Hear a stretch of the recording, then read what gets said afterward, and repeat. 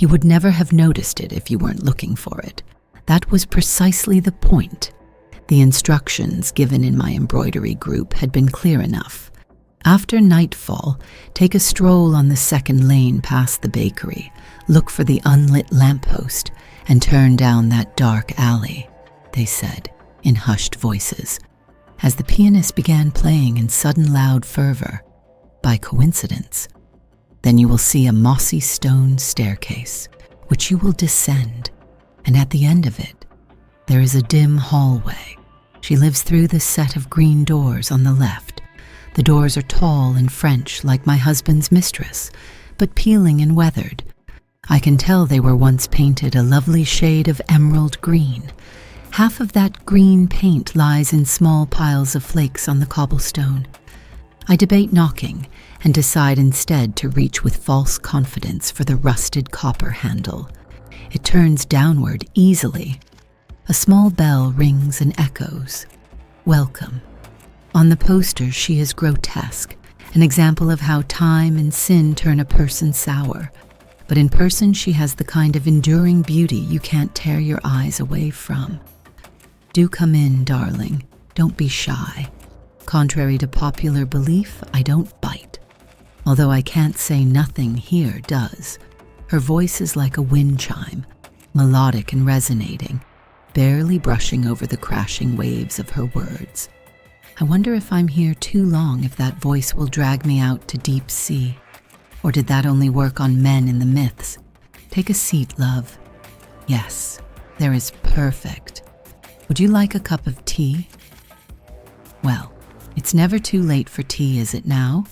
I enjoy it late into the night myself, but maybe you've been raised more proper than that. Here. The cup is warm, not hot.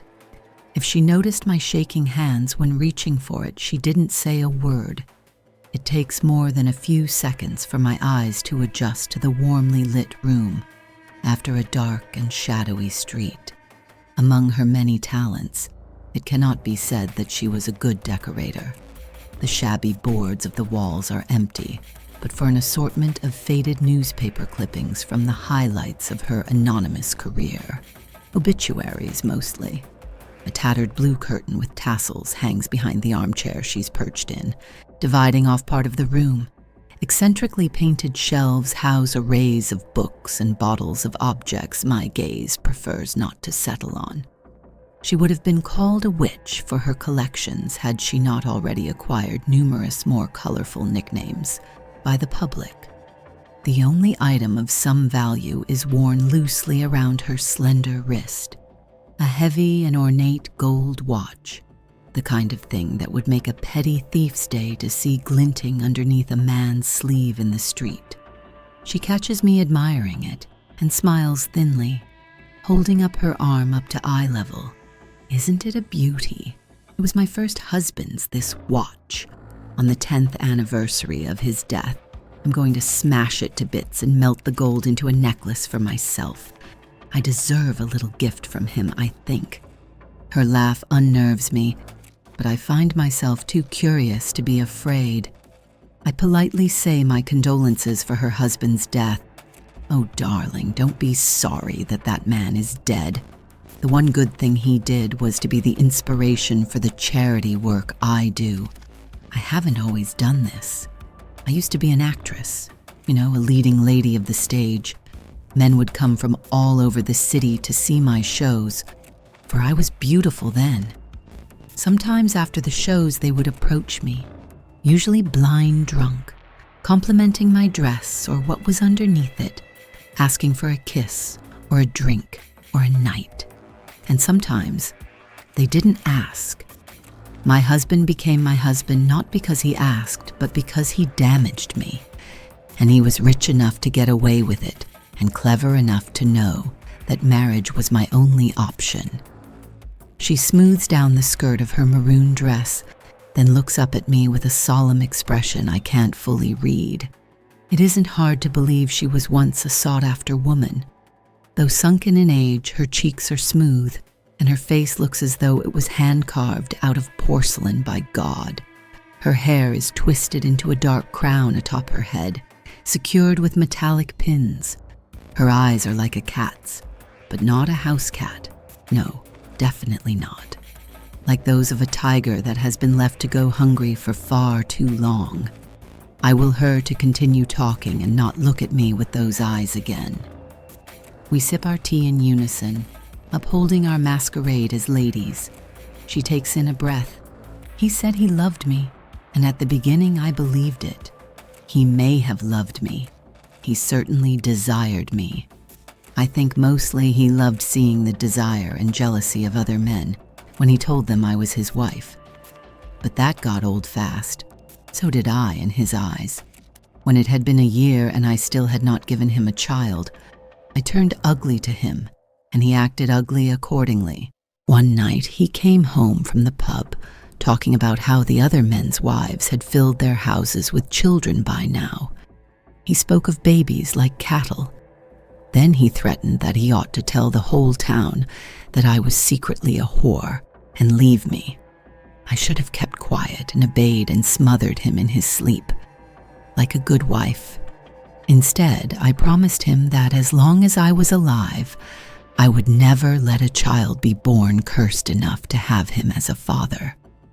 I'm sure you know what happens next, or otherwise you wouldn't be here, my darling.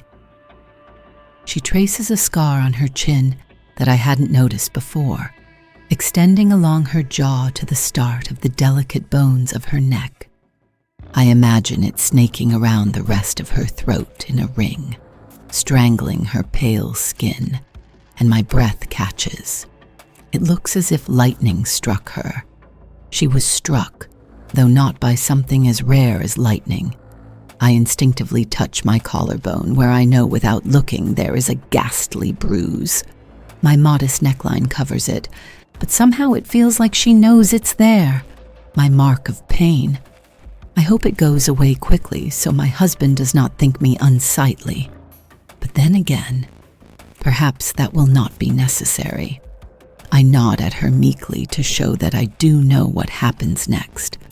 I can't say whether he truly meant to kill me, but to hurt me, to wound me, to make my thoughts and words disappear in flames. He meant that with all his heart. The funny thing is, it was him who made my words true. Of course, he couldn't have known that I was with child. Even I did not know then. After, no one would ever get to know. I made a gravestone, although there was nothing to bury. And then a month later, I buried my poor sick husband next to it, marked only with a slab that did not bear his name. Wealthy and beloved as his gold in his life, in death, he became only stone. The disease had taken him so quickly that there was no time for anyone to save him.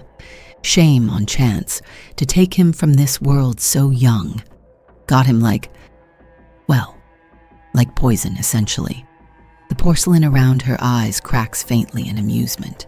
I have nothing to say in response, my mind stuck on the picture of a crude gravestone smaller than it should be. Now, love, how would you like your tragedy to occur? The widows in my town all chose differently. Most agree that the worse methods are only to be used for the worse husbands, but sometimes there is no rhyme or reason to it. After all, all's fair in love and war. Millions of second and third and fourth thoughts crossed my mind on the way here, but now those voices are silent, and there is only mine and hers, and the input of the hissing wind outside. Well, what will it be? In 2 weeks, it will happen. On the way home after a day of work, my husband will feel a bout of hopelessness that gives him a nudge to hurl himself off of the local bridge. The river below is not a kind one, especially to those who never learned to swim. He will have been drunk, since he often is, and everyone knows how he gets when he's drunk. No one will discuss a death as taboo as taking your own life.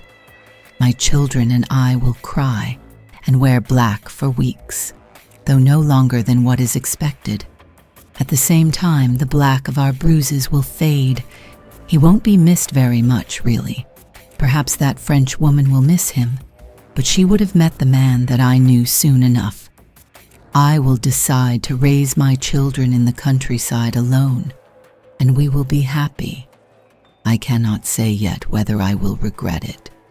The final time I will see the woman's wild tiger's eyes, she will tell me that not once has she regretted anything in her life.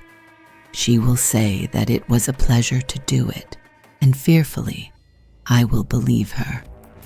Oh, it really is getting late, love. Your family must be at home expecting you. I reply that they are, and I thank her for her kindness, nervously reaching to shake her hand. How much blood has coated it? On the posters, they say she has killed 3 men, but I know these were simply the times she wanted it enough to make it gruesome. The posters also envision her as grotesque, which means that they have not ever seen her or the mark on her jaw from her fall after being struck by lightning. The posters know nothing. The men know nothing. We women must stick together, yes? The image of my young daughter appears and consumes my mind. I would do everything in my power to ensure she never has to know the instructions to get here. There will be no scars for my girl to trace. I will make sure of that. I nod and drop the woman's unassuming porcelain hand. Beneath the sound of her wind chime voice is a softer noise I hadn't paid attention to before, almost like a breeze rustling through dying trees, overlaid with the humming of the earth. It is separate from the wind and the rushing of my blood. She notices my piqued interest, and rather than say anything, stands, chuckles, and regally draws back the tattered blue curtain behind her. In view now is a cage, filled with twisting and writhing scaled bodies, hissing and competing with each other for air. They move as one, a trembling monster of green. I step back in sudden horror. She isn't looking at me, but I see her eyes flash ravenously.